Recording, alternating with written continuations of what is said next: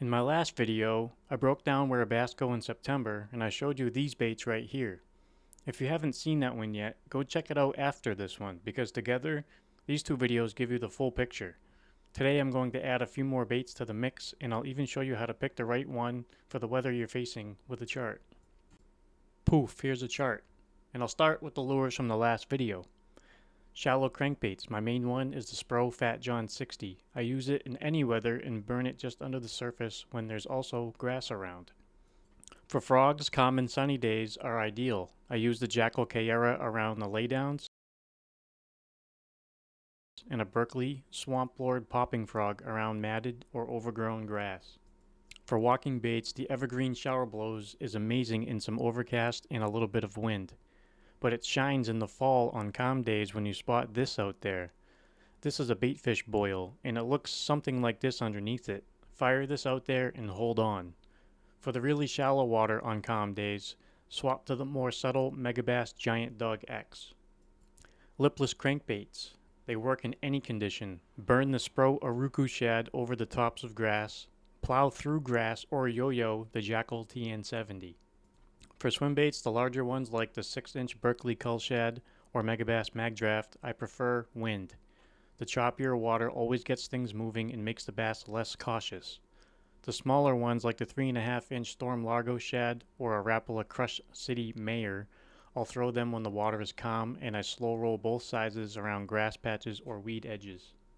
Spinnerbaits and chatterbaits. Windy, rainy, yes please. The spinnerbait's a Megabass SV3. The chatterbait is a Hags Hurricane bladed jig.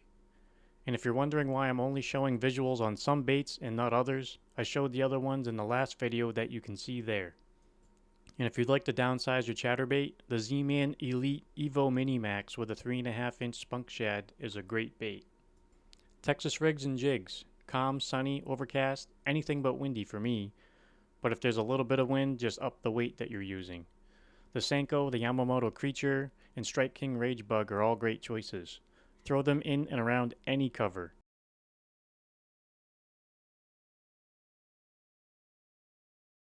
And my favorite jig combo, the Beast Coast Tungsten Little Magnum, 3/8 ounce, paired with a 3.5-inch Strike King Rage Menace. Wherever you decide to throw this, don't worry about what the bottom is at all. Just pitch it and hop it around.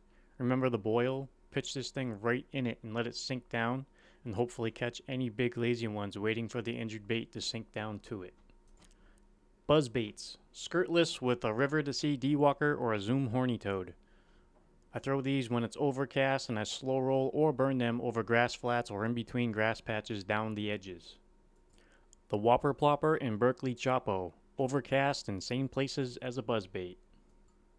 The Fluke. Calm, sunny, overcast. Use the X-Zone Whiplash Shad. Twitch every couple of seconds, letting it fall in and around any cover. The Zoom Super Fluke. I'll rig this to dart it around the surface to imitate a fleeing baitfish. This is deadly in and around matted and overgrown grass. Last but not least, wake baits. The Depths Buzz Jet. Overcast and a little bit of wind. If you haven't slow rolled one of these around grass patches or basically anywhere, you're missing out.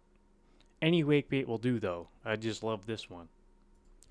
Now you've got the baits for September that I use, and if you haven't watched my video on where the bass actually go this time of year, that's the other half of the puzzle. Click it right here, and I'll see you there.